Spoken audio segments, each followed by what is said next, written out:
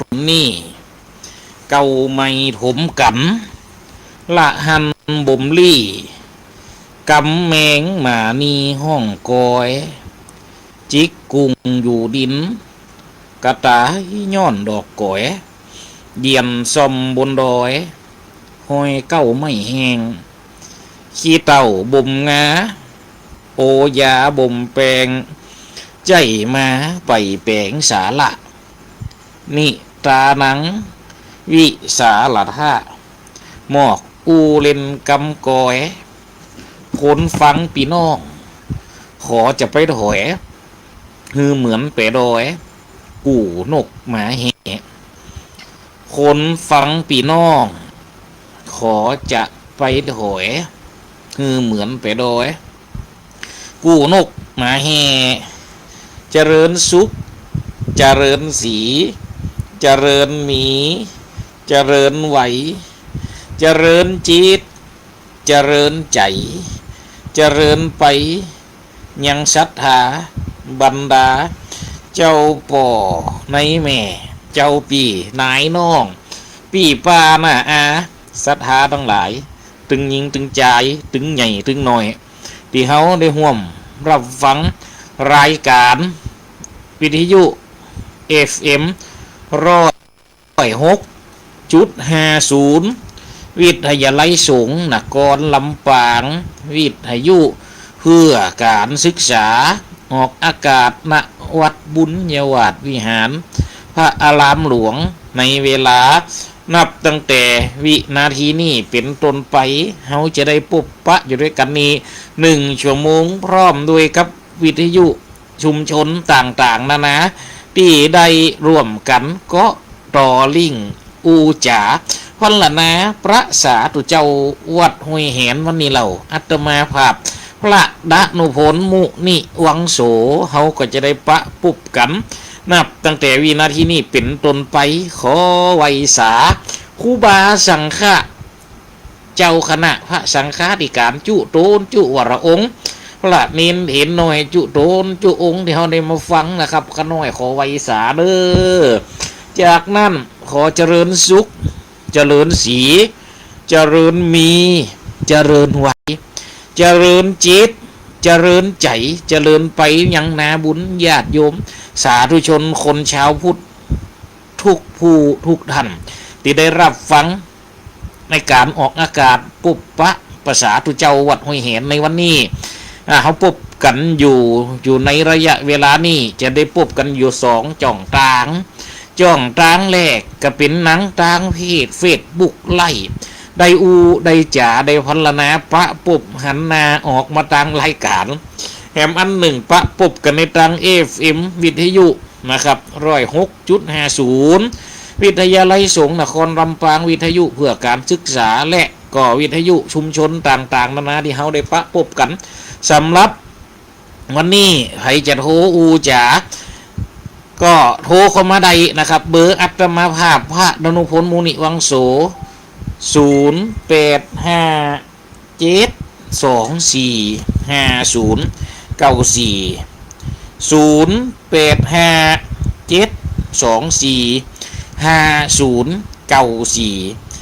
นะครับเอาแหมรอบเนาะนะครับ0857245094อันนี้เบอร์อัตมาภาพพระดนุพลมุนิวังโสได้ออกอากาศณวัดห้วยแหนฐานะตัดที่นี่ที่เขาจะได้พบปะกันนะครับอันนี้จะเป็นช่องทางแรกที่เขาจะได้พบปะกันผ่านทางเฟซบุ๊กไล่โซดอูจ๋านะครับช่องทางที่2ทางวิทยุชุมชนเนาะ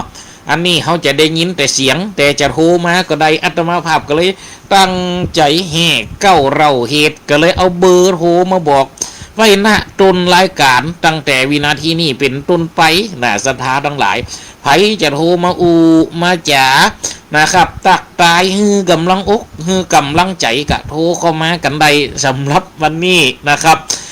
อัตมาภาพก็ขอตักทายนะครับตั้งญาติโยมสาธุชนที่ปนได้ทักทายเข้ามาตั้งรายการเฟซบุ๊กไล่นะครับวันนี้ก็ได้มี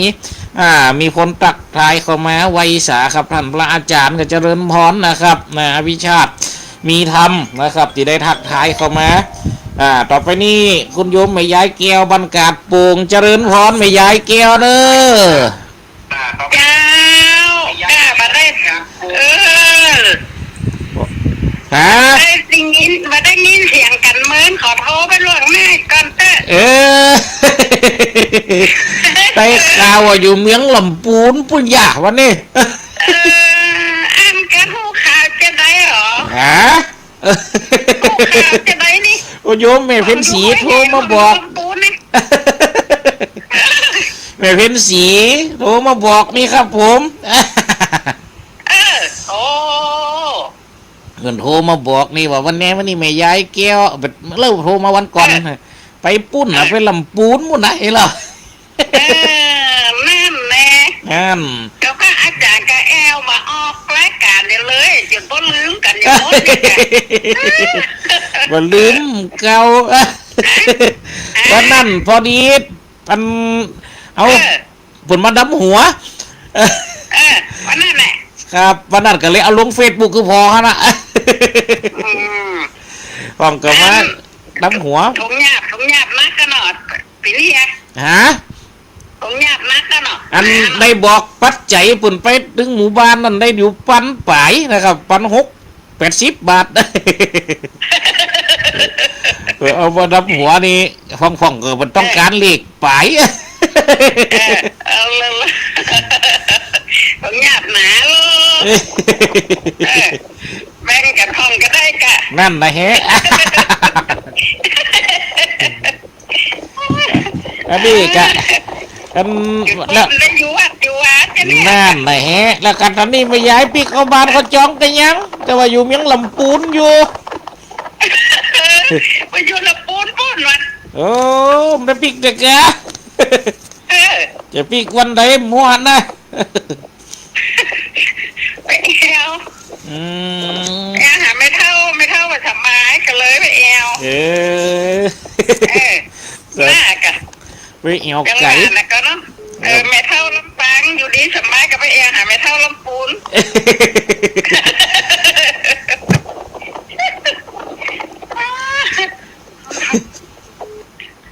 ไปเอวลำปูนเจริญพรเน้อเป็นหยังโทรมาได้ตลอดเวลาสาธุโยมแม่ยายแก้วเน้อจ้าเป็นกำลังใจให้เน้อเจริญพรนะครับเน้อครับจ้าสาธุ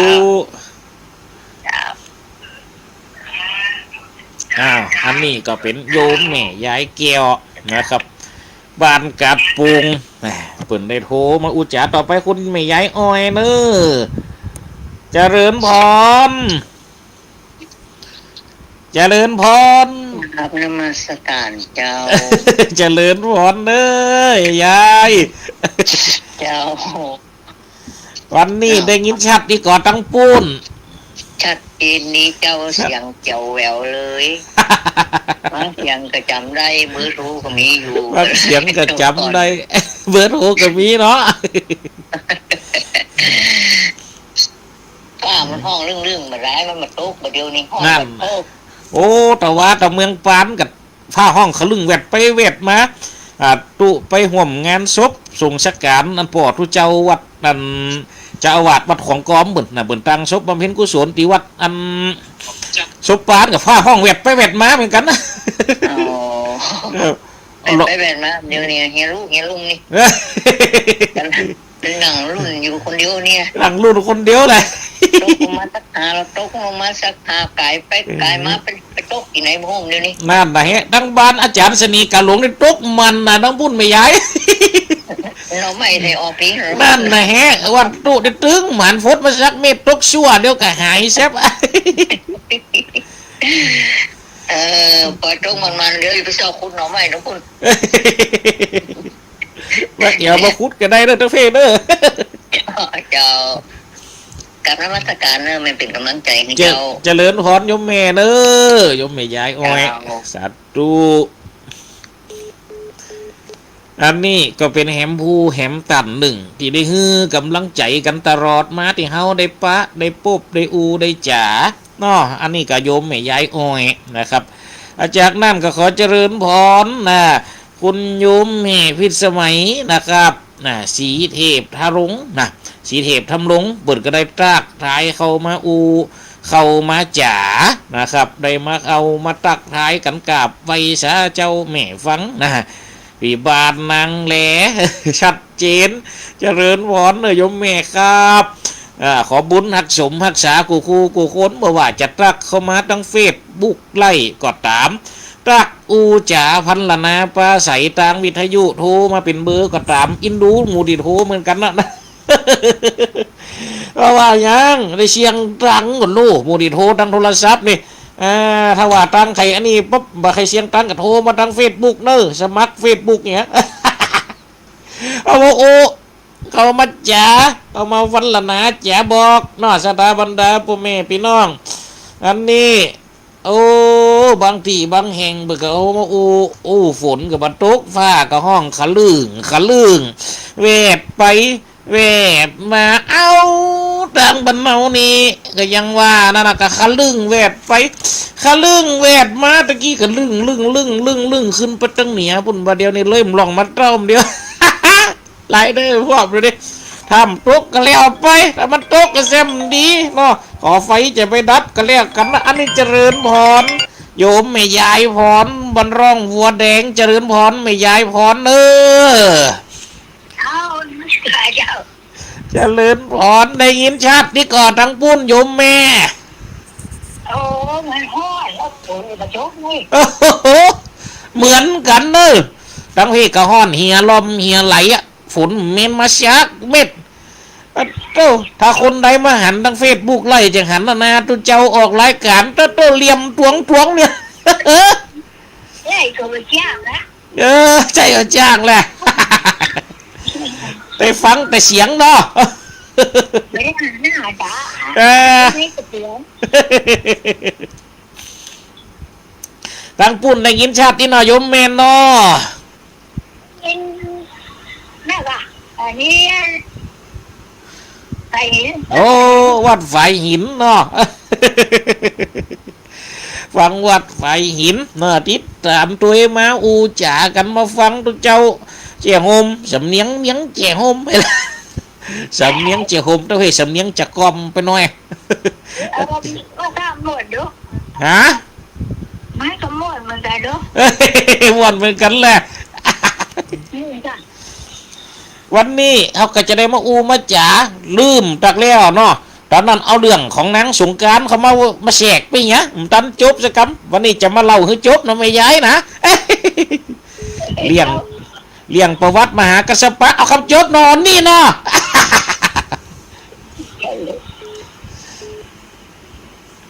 ตั้งปุ่นอันมีบืดฟ้าบดฝนก็ห้อนได้เหมือนกันเนี่ยก้าบดก็เหมือนกันมืดบดายบัดตกนี่ก็มืดอึดตึกอ่ะนี่นะ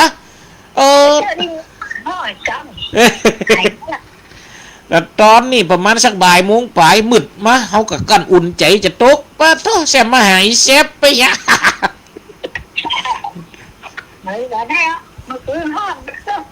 นั่นน่ะ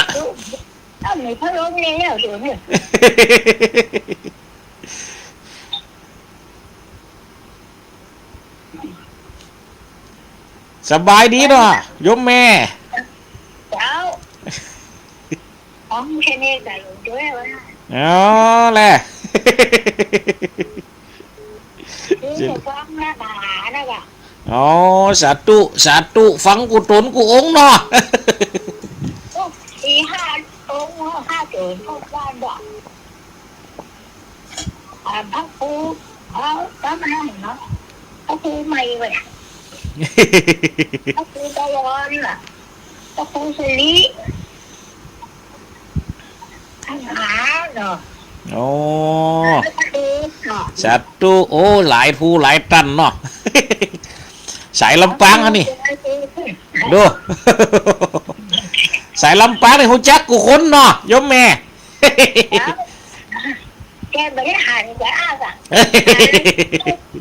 ท่านหาสมชาติไม่หันอ่ะ อ๋ออาจารย์มหาสมชาตินี่หันก็เนาะ มันตัวจริงนะหัน โอ้ได้หันตัวจริงเลยอ่ะโอ้เพิ่นเดินทุดงไปทั้งปุ่นแหละ โอ้ไปวันไปนั่งเที่ยวพักกันคนแน่ถ่ายรูปคิดนะพอดีนี่ลูก อ๋อถ่ายรูปติดปฏิทินนั่นแล้วแหละมีตู้ก็ ไปจูนได้ไปจูนเขานั้นไปจับคิดปุ๊บ ชอบฟอร์เนอร์ตัวที่รูปรอแล้วเปิ้นนั่นน่ะ หมายเลขยังบ่ ฮะ หมายเลขอะเพิ่นมีหมายเลขจ้ะลูก โอ้เปิ้นมีหมายเลขให้กะเฮากำได้หันกับเตี้ยนั่นนี่กุมก็ซื้อมาฮือเปิ้นตัวเก่ามันได้เก็บไว้ โอ้หมายเลขจะได้ลูกมีหมดอ่ะ เอ๊ะได้จะไปพอก่อนเด้อหมายเลขจะมั่วนี่ได้จะได้ตักบอกโทรหาเด้อไม่ยายเด้อ การเจ้า สาธุสาธุ สาธุอันนี้ก็ไม่ยายพรร่องมัวแดงเป็นได้อูได้จ่าตักตายปลาใสกันเข้ามานี่มาฮือกำลังอกมาฮือกำลังใจกวดเจ้ามีกำลังใจบ่มีกำลังอก เห็นยังเรามาตักได้อูจ่าปลาสไลกันได้อันนี้ยุ่มแม่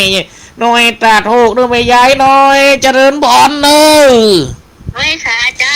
เจริญพรเสียงเจียวยังเก่าเนอ เสียงเจียวเลยเนาะ เสียงแก้วอยู่แหละ เสียงเจียวอยู่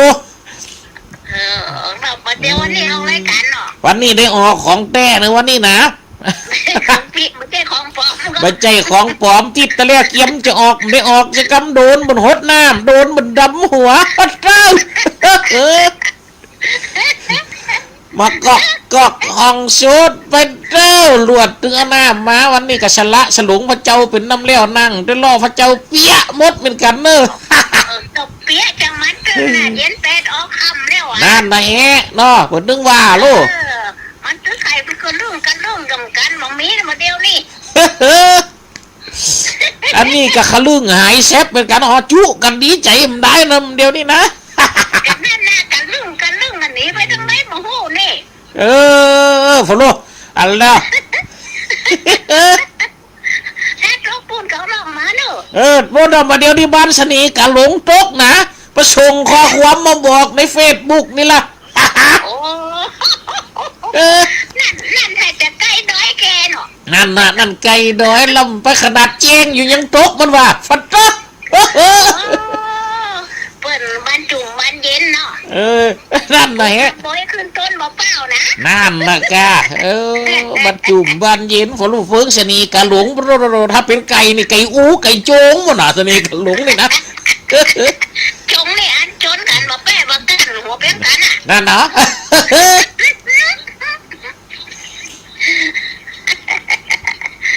จะเอาอย่างมากินแรงไม่แรงนี่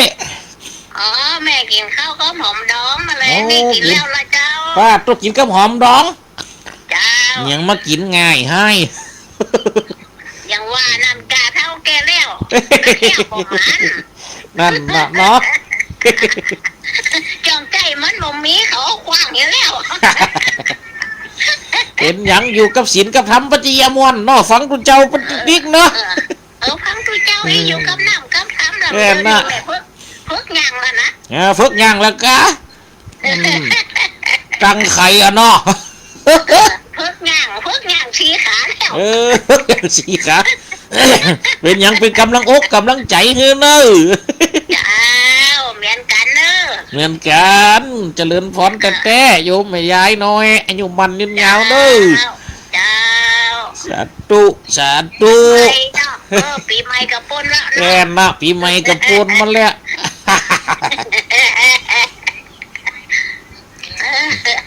สาธุสาธุ โอ้เจ้าพังโถอย่าก่อนนะบึ้ดกว่าฝนตก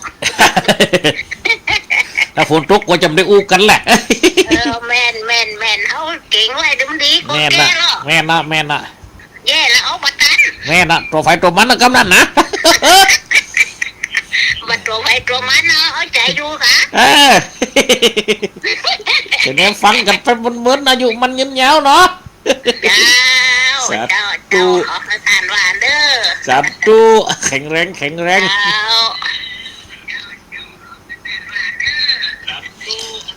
สาธุอันนี้ก็เป็นแม่ยายน้อยบ้านกาดโหกเมืองลำปางแหมกาดโหเขามาฮือกำลังอกโหเขามาฮือกำลังใจนะพวกเป็นเทมท่านหนึ่งดักที่เคยโทรเข้ามาอูจากันตลอดเวลาเนี่ยศรัทธาบรรดาพ่อแม่พี่น้องว่าเมียวที่ไหนมองเนี่ยมองลังเมียวมาเวทเดมูนี่ให้มอกะท่านอาจารย์ชนีกันลงกันรากก็มานะเมียวห้องนะครับวันนี้เขาก็จะได้เขาก็จะได้จ๋าลืมของเก่าเพราะแต่แล้วติดนั่นเขาเลยเอาเรื่องของการการจ๋าเกี่ยวกับกลางปีใหม่นางสงกรานต์แหน่มาให้วังโลใช่ไหมตะกอนนี่สงกรานต์ในปีไหนจะมีเตือหนึ่งสมัยตะกอนนะจนหอดปัจจุบันนี่ปตัดเมื่อข้างเด็กดีสีหัวตังทนหัวตีที่เมืองพม่าลวดเข้ามาจนถึงเมืองไทยเขาเอามาใจนี่ก็ได้1,000 ปลายกว่าปีแล้วลูกศรัทธาบรรดาพ่อแม่พี่น้องโอ้กาละเวลาจวดมาจนถึงปัจจุบันนี่ปีไหนก็จะมีเตือ1 วันสงกรานต์นี่สมัยตะกอนนี่พระอาจารย์สนีการหลงเล่าให้ฟังนี่บ้านแกนี่มีถึงวันแล้วสงกรานต์นี่ การกูแรงอ่ะแกว่านะสงกรานต์บ้านแกนี่การกูแรงอ่ะไอ้หรอ ไอ้ยันนี่มาการสงแกกินเหล้าหรอต้องกินเหล้ากันในการอ่ะเนี่ยสถาบรรดาพ่อแม่พี่น้องอันนี้ก็เป็นการเอามาอูจาว่าเล่นกันมาได้เจริญพรเนอคุณโยมแม่เพ็ญศรีสุธานะครับขอเจริญพรวันนี้โอ้มืดฝนมาแล้วเนาะทั้งบ้านกาดปุงกะมืดฝนมาแล้วทั้งวัดห้วยเห็นนี่ก็ไล่ได้หมูหอมหันกันเดียวได้ออกไปพอถ้าออกไม่พอก็ถ้าจะหู้อยู่มันมาก็มานั่นเอาเลยเสืออื่นแล้วกัดน้ำนี่สถานทั้งหลายมันห้อนขนาดมาออกรายการเนี่ยสถาบรรดาพ่อแม่พี่น้องก็ยังเขากันเอามาตัวอยู่โลเอาน้ำเอาอย่างมาเนี่ยสถาบรรดาพ่อแม่พี่น้องเอามากินเอามามาจ๋าพอยังว่านะว่าไปว่ามากับคอแหงเจริญพรเนอคุณโยมนี่พิทักษ์ชัยเกี่ยวพันได้ตักจ๋าเข้ามากันนี่ตั้งเฟซบุ๊กไล่พบกันได้2 ช่องทางนะครับตั้ง FM106ก็มีนะครับ106.50นะครับป่งกันตักเข้ามาตั้งเฟซบุ๊กไล่ขอเจริญพรเนอ1 ชั่วโมงนะครับประเดี๋ยวนี้กันเลยลาต่วนเตียวมาได้24 นาทีเข้ามานี้แล้วสถาบรรดาพ่อแม่พี่น้องพ่องกับมาหามือจันพ่องกับมาหาวันดีตอนนี้ก็จะเป็นต้องได้ปิดประตูละไว้ตั้งนอกเฮก่อนยังว่านะเขาเข้ามาในรายการฟ่องก็จะมาก๊อกนี่มันแต่อาจารย์เดินมาช่วยกันบัดเจ้ากูออกไปบันไดอย่างเงี้ยยังได้มันขำอยู่ในรายการมันก็เฮากับปะปุ๊บกันหลายเฮาอยู่กับนี่เฮาเหมือนอยู่คนเดียวโธ่บางฟ่องบางหันวันนั้นไม่เอียวหาฟ่องก็จะมาดำหัวมาหันเสียเฮาออกรายการมาเฮก่อนปีใหม่ก็เมียเลยมากับพนอยกำอยู่ตรงนี้สักคนแกว่าแกผมก็เอารถมาจอดที่หน้ากุฏิหลวงพ่อไปผาที่ใต้วิหารนั้นก็ไม่มีไปเรียกนะพระอาจารย์ก็ไม่เจอว่าอะไรเงี้ยอย่างไรผมก็เลยเดินเลาะหาปรากฏว่ามาใกล้ๆห้องน้ำได้ยินเสียงพระอาจารย์ผมกำลังจะไปเคาะห้องเดี๋ยวก็หัวเราะเดี๋ยวก็ทำเดี๋ยวก็หัวเราะเดี๋ยวก็พูดจาผมก็ตกใจนึกว่าพระอาจารย์ไปซะแล้วไปอย่างไรไปเป็นบ้าว่ะปาดโธ่อย่างกันมาเพียกกูเอากูไปเป็นผีบ้าวะก็ได้ยินเอาออกรายการแกพอหัดรวมหันโลเอาออกเขาจิวยุ่งนอกออกดูเขาอยู่ตั้งในห้องที่เขาออกถ้าเขาไปอยู่ตั้งนอกบึ้ดไข่หัวบึ้ดยิ้มเดี๋ยวเขาก็จะว่าเขาครับนะผมนึกว่าพระอาจารย์คุยกับใครผมไม่เห็นพระอาจารย์อยู่คนเดียวผมนึกว่าอาจารย์ไปแล้วนะสติไม่เหลือแล้วนะปาดโธ่เสร็จเนี่ยกูมึงมาเพียกกูจะดีอ่ะเนี่ยสถานทั้งหลายวันนั้นก็กั้นว่าจะออกรายการปรากฏว่าตื่นกับมาดำหัวกับป ปุ่นด้วยแห่พระเจ้ามาด้วยโลสถานทั้งหลายวันนั้นก็แห่พระเจ้าแหมโอ้เอาไปแห่ไข่บานพระเจ้าเกี่ยวมอละกดเอาแห่กล้องกันประมงตุ้มมงมงตุ้มมงโอ้ฮิวพระเจ้าเอาพระเจ้าไปแห่กันไข่บ้านไข่เมืองปีกมากับมายังว่านะสถานทั้งหลายเอาหน้าเจ้าบ้านของกระหันเขานั่งได้รถเขาก็ไปพรมน้ำมุนเอาน้ำคนป่วยก็พระเสียงเขาว่องปาก็ว่ากระเพาะเฮ้ยกูเกิดมาเดือนปนจัดนี่กูถึงลึงหลังไปแค่เป็นทุเจ้าก็ยังมาแพ้น้ำส้มป่วยของมันอยู่กูกันแต่ทุเจ้ากับน้ำส้มป่วยอย่าน้อโอ้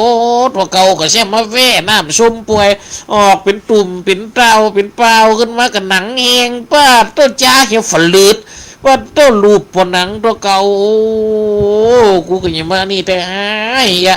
รูปไปรูปมาจ้าให้ขากหลากว่าอุ้ยเนี่ยสถานทั้งหลายไม่เป็นโรคภัยไข้เจ็บเกิดขึ้นในตลอดเวลาเพราะฉะนั้นสถานทั้งหลายทำบุญไว้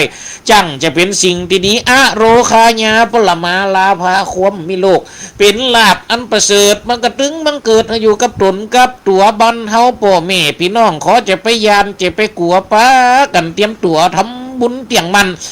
ได้เกิดเป็นบุญไปอยู่จันขอ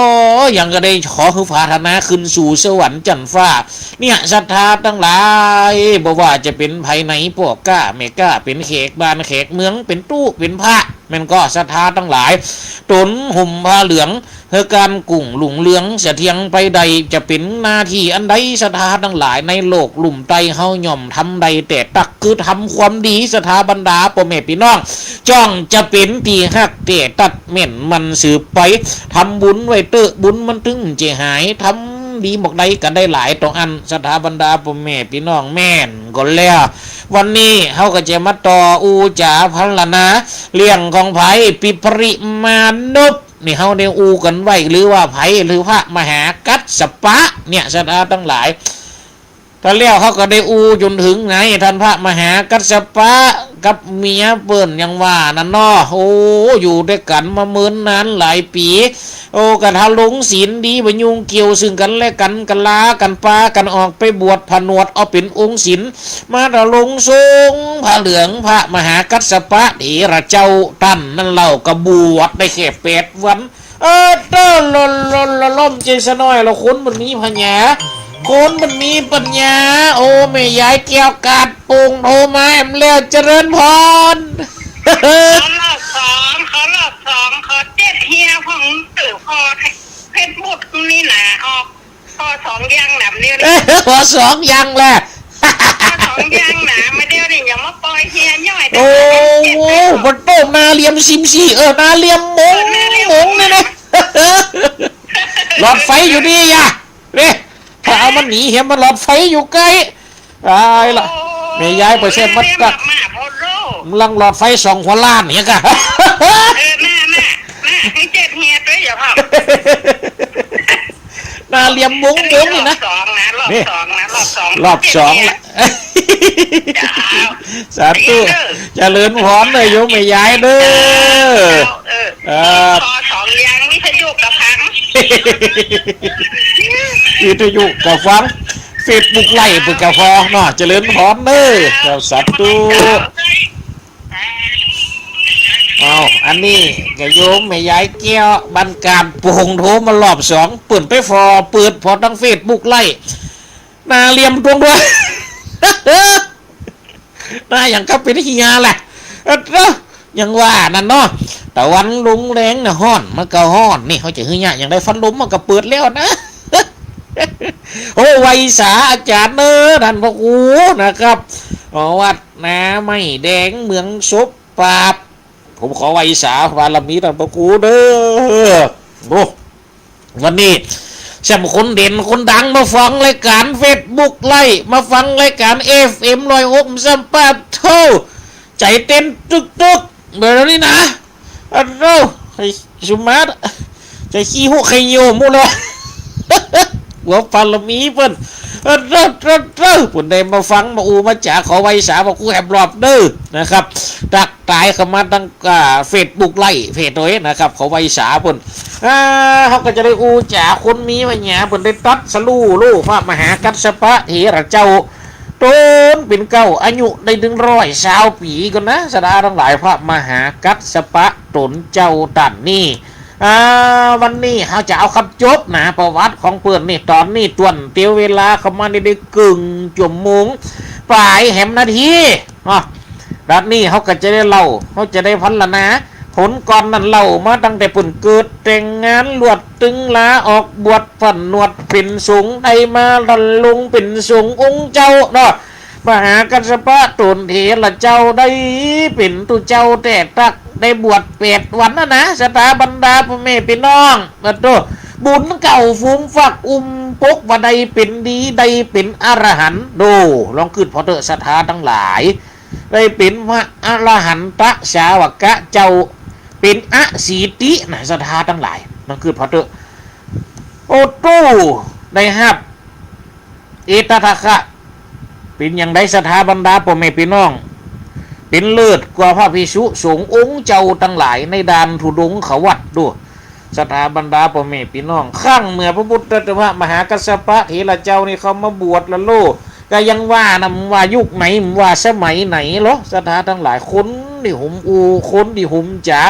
คนดิหุมว่าไปเลยมันก็ตึงมีว่าจะอยู่ในวงการไหนบ่าว่าจะอยู่ในสมัยใดแม่แต่เกิดก้อนใกล้นาบถอยหลังไปข้างพุทธกาลก็มีเหตุการณ์เกิดขึ้นลอดโตประสงค์องค์เจ้าที่ยังได้เป็นขีณาสาวกะเจ้า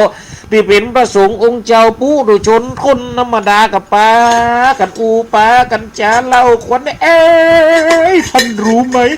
พระมหากัสสปะเข้ามาบวชแล้วตถาคตจะออกจากวัดเพตวันวัดเวลุวันเมืองนี้อยู่เมืองราชคฤห์ซึ่งเป็นเคยเป็นที่อยู่ของพระมหากัสสปะเราว่าท่านจะตัดใจไปกับเราได้ไหมวะป้าเจ้าข้าก็เหมือนกันข้าคิดว่าท่านคงจะไปกับเราไม่ได้คงจะติดตามตถาคตเดินทางไกลไม่ได้แน่นอน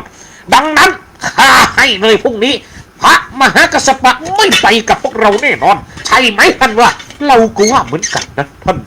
ใช่เราก็ว่าเหมือนกันตถาทั้งหลายพระเจ้าพอกันเราควันในซุบซาบไปจนถึงกาละเวลาไว้สาสลีนันตะสาตันเจ้าวันนี้ขอไว้สาเด้อครับเด้อเสียงดังฟังชัดเน้นอกเน้นใจกันว่าไว้สาเด้อครับเด้อปุ่นอุตส่าห์มาชมมาตักวันนี้คนรถโต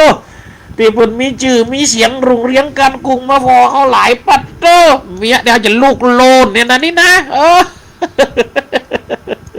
คนที่ปุ่นพร้อมเลยบุญเนี่ยปารมีวันนี้มาพอมาตักมาหักมาทายคือกำลังอกกำลังใจโดยเฉพาะท่านเจ้าปุ่นก็ได้ตักก็มาทั้งเฟซบุ๊กไล่นะครับคนใดใครหันหน้าหันตาก็คือมาฟอทั้งเฟซบุ๊กไล่คนแรกใครได้ยินเสียงบันไดก็คือไปฟังทั้งวิทยุวันนี้นะสถาบันดาโปรเมพี่น้องทั้งวิทยุเนาะตัวใดที่ฟังทั้งวิทยุตะกี้ก็มีหลายผู้หลายท่านเบิกกระโถเข้ามาโอ้ลัวเล่าถึงไหนล่ะลืมไปแล้วสุภาพนะครับเด้อไว้สาตัดเจ้าจุดโดนจูอระองได้ก่อนจะเล่าก่อนตะกี้ไล่เล่าถึงราคณะสูงของกว่าพระมหากัสสปะคงปัดถึงเขาในคณะเดียวกันนั่นในคำของคืนนั่นพระตถาคตสัมมาสัมพุทธเจ้าก็พอบนมีอนุตตรสัมมาสัมโพธิญาณนั่นเองได้ถึงจิตได้ถึงใจกระเปิ่นกับพิจารณาในใจปิ้งอันเราพิจารณาดูแล้วควรจะให้พระมหากัสสปะอยู่ดูแลวัดเวรุวันแทนเราขณะที่เรากำลังจะเดินทางจาริกไปโปรดมหาชนทั้งหลายสืบต่อไปในการหน้าดังนั้นเราจึงให้พระมหากัสสปะมาพบเรากัสสปะมหาคาดวนเปิดเจ้าสถาทั้งหลายพระมหากัสสปะกับเขาน้อมนุบกับไวสาตุจถาสา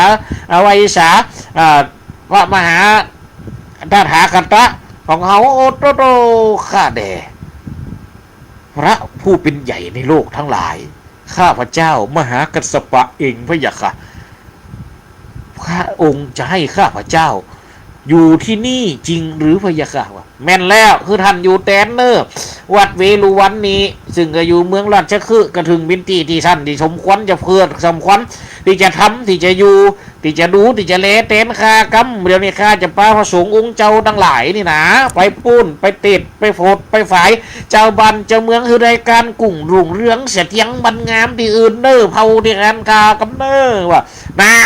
นดูเจ้าทั้งหลายดิกะไว้ตะคืนไม่หันกูต้องวอนแล้วมันต้องมัน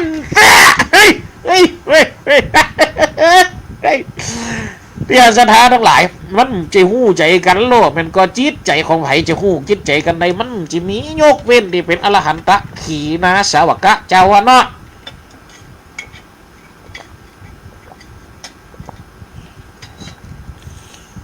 ที่จะได้หู้ถึงจิตถึงใจทะลักถลองของแกะของแกนกันได้สถานทั้งหลายแล้วมหากัสสปะก็ได้หับเอากรรมของพระพุทธเจ้าพอพระพุทธเจ้ากับปีดพินิจปีดเจรณาแล้วคนที่จะเฝ้าวัดเวลุวันเมืองราชคฤห์นี่ใดก็มีกับมหากัสสปะเจ้าเนาะเพราะว่าอย่างพระสงฆ์องค์อื่นพระจะเล่าพระจะว่าอย่างไรมันต้องไปสนใจเพราะพระมหากัสสปะนี่ปุ่มในห่วงได้ย้ายอย่างอื่นก็เปรียบเสมือนอย่างพญาหงส์ดินร้อนลงเลียนน้ำและสุดท้ายก็บินออกจากสระหนองสระน้ำนั้นไปกันด้วยจะมีความติดของห่วงใยผูกใจหักมันเน้นแฟนยึดถือเอามาเป็นของตัวของตนใจนี่เพราะว่าเพิ่นยึดติดยึดมันยึดถือนะข้าเลยมันใจมอบเพื่อเพิ่นดูแลสถานที่แห่งนี้ได้นี่สถานทั้งหลายอาวุธเจ้ากับปุงนะมหากัสสปะเถระเจ้าดูแลนี่แล้วอย่างที่เพิ่นว่าพระมหากัสสปะเถระเจ้าอันเป็นตีไฟเฝ้า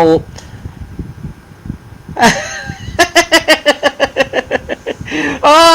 ไปสาครับอ๋อ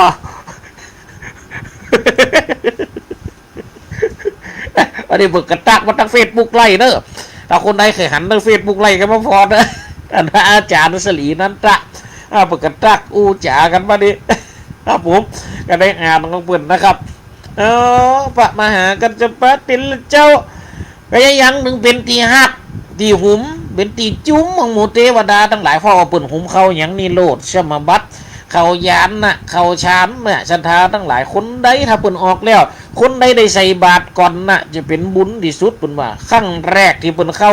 โอ้นางกัญญาฟอเฝ้ายังบนสวรรค์นางกัญญานี่ก็คือฝ่ายคือเทวดาผู้เป็นแม่หญิงนี่ศรัทธาบรรดาพ่อแม่พี่น้องโอ้ประเดี๋ยวนี้นะพระมหากัสสปะเถระเจ้านะปฏิบัติมันเขาชาญนะชูนะชูหูก็จริงหรือเพราะ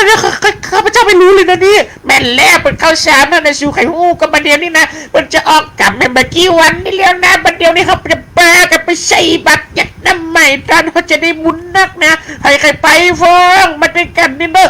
ถ้าใครไปข้าไปด้วยคือไปด้วยวัดดูสถานทั้งหลายนางเทวดาเหาะจากสวรรค์จันทร์ฟ้าลงมาหยาบปัดโตดากำคบดากำกินอันวิจิตรฤทธิ์สนาอันนางเทวดาหักกว่าใดตกแต่งอันนี้อันยังมันชูพระพุทธเจ้าข้าจะเนี่ยหลับจีน